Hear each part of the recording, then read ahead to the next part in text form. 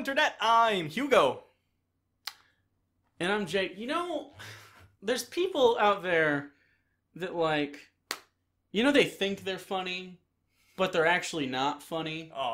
King of the Hill is responsible for this. Now, King of the Hill is not who I'm talking about. Okay. People who watch King of the Hill, and then they have, like, oh, I can do the Boomhauer accent, therefore I'm funny. Or someone goes, damn it, Poppy. It's not a joke. It's a reference. And references can be funny with jokes, but not just references. I'll always laugh at a Pocket Sand reference. I can't not. Pocket Sand is funny as a concept. Pocket Sand, shah! Yeah, but that's not funny because it's a King of the Hill thing. I think it's funny a little bit more because, anyway, today we're talking about King of the Hill might be returning to television. Apparently Fox is eyeing a revival for the series, which is an interesting concept considering the political climate we are in, so I wanted to talk about that. For backstory a little bit, I'm a pretty big fan of King of the Hill. Jake, not so much, but I've seen every episode at least once, many of them, many more times than that. I've seen it. I mean, I don't know. It just always... I don't know how to describe it. Some cartoons... Like Ed, Edd and Eddy is one of them. Courage the Cowardly Dog, Invader Zim, King of the Hill. They make me uncomfortable.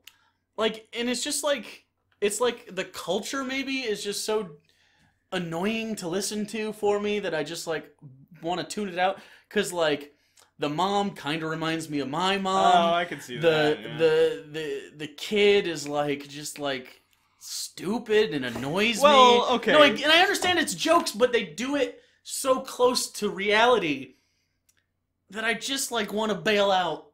Here's why I like King of the Hill. I like King of the Hill as a program because there's nothing about King of the Hill that requires it to be an animated show. Right. King of the Hill could have easily been a much cheaper single camera or even 3-camera sitcom. But that's what I mean. Like, it's so close to just mundane life. But that's what makes it good. Mike Judge... Yeah, I know. Is fantastic at writing to that sort of humor, and I think they successfully pulled that off in a way that no other animated show before or since has done, showing the humor in the banality of life.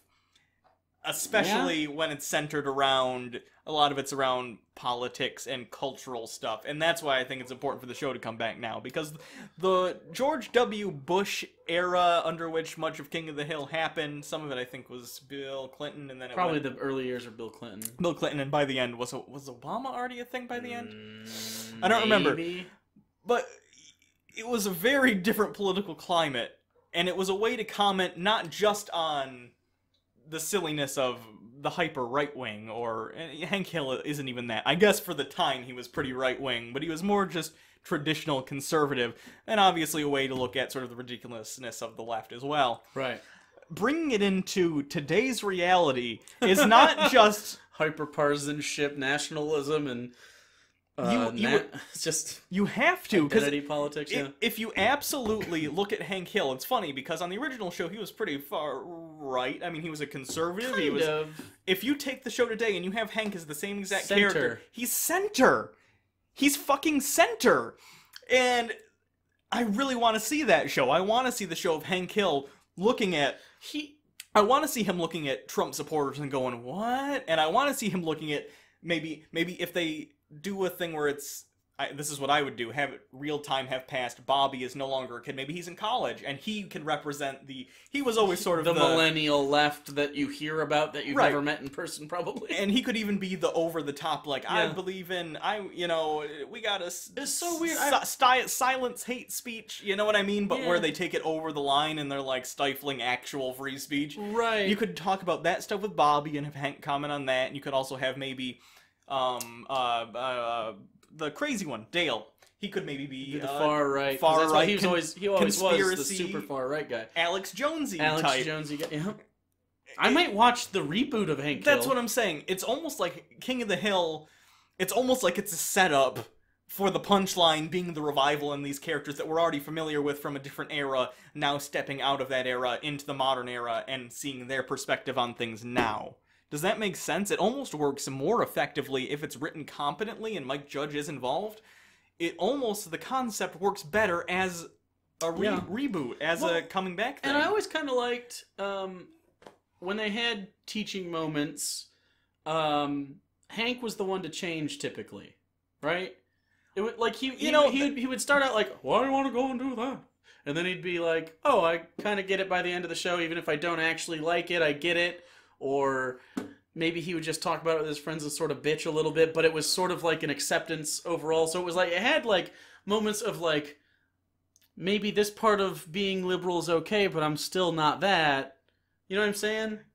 What I appreciate about the show, another thing I like, is as you watch the show, the longer it goes on, I would argue it's pretty equal in who's right and wrong in certain episodes. Some episodes, Hank is absolutely in the right, and you say, oh my god, he's dealing with these jackasses. But sometimes it is, oh, Hank needs to learn a lesson here, and he generally does. Sometimes Bobby is in the wrong, and he's like, needs to learn the realities of life. Sometimes Bobby teaches Hank to loosen up. Peggy, too. Peggy, too. Peggy's my least favorite character on that show. She annoys the fuck out of me. Because she's, again, she calls things like spaghetti and meatballs and pretends she invented it. Like, it's that she's a Spanish teacher who doesn't speak Spanish very well also, but thinks she's excellent at it. It's ignorance, but she acts like she's really smart. That bugs me, but... Yeah, I don't know. And then, of course, there's his friends that have, like, easy problems to fix, but can't ever fix them because it's... I know it has to have conflict. It's a show that you're supposed to watch to be interested, but that's why I get bogged down in that shit, and I just go, I don't care. And then I bail out. I guess. I have a real affinity for the show, though, and the characters, and I'd like to see Mike Judge come back and say, okay, where are these characters today? What's the perspective on things? It's not a thing I need to come back for, like, 5 more seasons, but, like, a season. Just, even if it was just, like, a Netflix thing, like, hey, come back for 1 season. Let's just have a thing I want to do, and then it's done. That'd be fine. Do you think...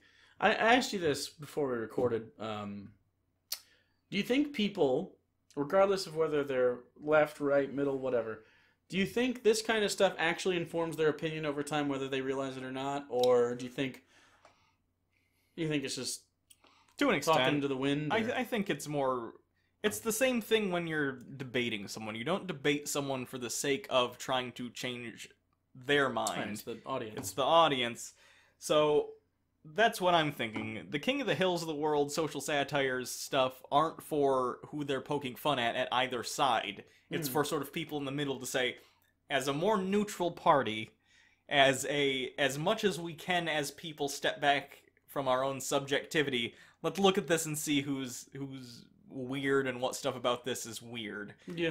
And I think King of the Hill was good at that, and that's why I wanted to come back, because it can show people in the middle... Listen, you don't have to be a super partisan piece of shit. It turns out that you can both. Not like Nazis and also not like super far left anti-fascist people. You could be like, you know what? I'm going to sit here in the reasonable in-between of that. And there's so much space between them that you can still be left or right within that. Like, that's where we were. Can you believe that the Bush years were pretty much what we want to get back to as far as the spectrum of amount of people on the ends, I guess, on the end of the seesaw?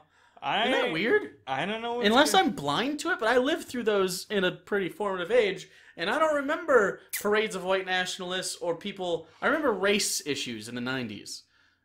That was what I remember. And then people being anti-war, which is fine. And then people... Maybe it's because we got bombed, or, well, we got planed. When we got planed... People were like, yeah, America. Maybe that's why I'm missing.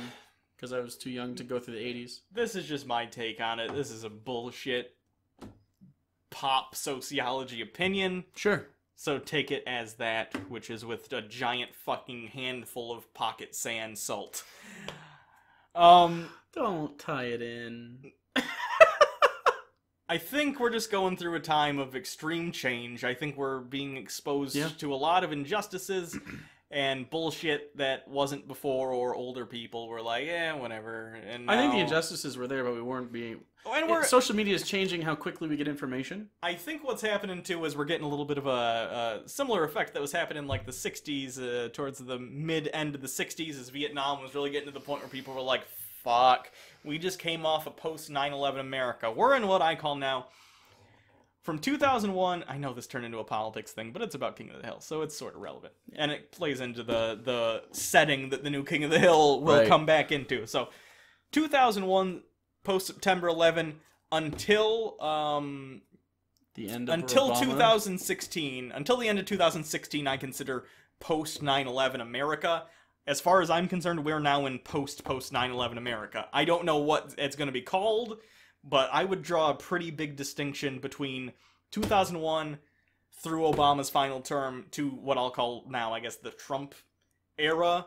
Because I think everyone can sort of notice the... So once the campaign in 2016 started... Really, once the campaign for 2016 really got into swing is when I think we all noticed the priorities of the people in the country and the electorate changed quite a bit. On both sides, by the way. Again, this is not an indictment on either side singularly. It's an indictment on both. Sure. Totally. So, when we were getting in the 60s and 70s and stuff, when we were really starting to see the end of Vietnam and Nixon happen, we sort of saw... The country, I think, woke up to sort of things that they didn't want to admit about the country. Sure. They, like, you know, we got into... I think we're going to again real quick. We got into a war that we didn't win. It was a pointless war where a ridiculous amount of people were killed, and we did terrible things like Agent Orange, the president. I think there were a lot of... You think there was sobriety in people's minds after that, and we've gotten back to not having that? I think...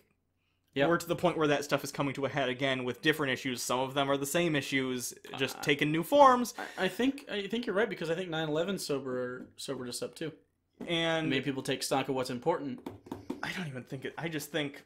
Well, they rallied. I know nationalism became a really big problem. I think we're waking up from I think a lot of people are waking up from sort of the nationalist over-extremism of the Bush era, and a younger generation that is now voting and stuff aren't into that stuff because they were too young for 9/11 to affect them in a significant way like that. And because of that, I don't know how to explain it. We're getting similar. People are freaking out about stuff. People are passionate about things. They're not as blindly patriotic to things, so they're looking at problems and saying, you know what? This is a bullshit problem, whatever X might be. And you might be someone who... I don't know how to explain it. I feel like 9/11 unified the country in a way that made people sort of say... I don't necessarily agree with certain things, but fuck it, I'm not going to complain because there are bigger problems. And now we've gotten far enough away from 9/11 that people are rediscovering the issues they've had and are having, that makes sense. And are coming out and saying, you know what? No, this is bullshit. And that's on every side. Yeah. But the problem is everyone's disagreeing about what the problems are. Right. And the bigger problem is some of those people are fucking Nazis who hit people with cars and think that's the solution. To be fair, hitting people with bike locks also not cool before you get in the comment section. Don't do that. By the way, call them your titties. But just being actual Nazi is not cool either. I can't believe... You know, never in my life have I thought I'd have to honestly be like, hey... Don't be a fucking Nazi. Really? A Nazi rally just happened. Insanity. Anyway, please come back, Hank Hill. Do you think... I need you to tell me what. Oh, fuck. Yeah, it's bad, I know. Oh, no. I could talk about this topic for a while, though. Now I'm doing the thing you were making fun of at the beginning. Just saying King of the Hill Yeah, things. but it's not funny. See, it's fine. I know. I don't think you think it's funny, though. I don't. I think you just want to do it because of nostalgia. Oh, God. But no, like, you know the guy who's like... And like, ha ha ha, Boomhauer! You're not fucking funny. You're not fucking funny. Yeah. It's never been funny. Also, if they do bring it back, don't make Bill a super depressing character again. The joke is funnier if now he is super successful. Also, I think it's funny if maybe he got fired from the propane company and now has to sell coal. They wouldn't do that. He would never work for charcoal. Hank would never work for charcoal. Natural gas, maybe. Or maybe it'll be a really bad show and the executives will get involved and it's for #millennials and now Hank works with Elon Musk developing electric cars. Developing electric cars and electric car accessories. I'm not a fan and I don't want that. My butt hurts from these chairs. Also, bring back Hank's Japanese half-brother. We never saw what happened to him. What the fuck? You know what he does? Does he? He builds robots and robot accessories. Wow, that's kind of racist. And I love it. Little bit.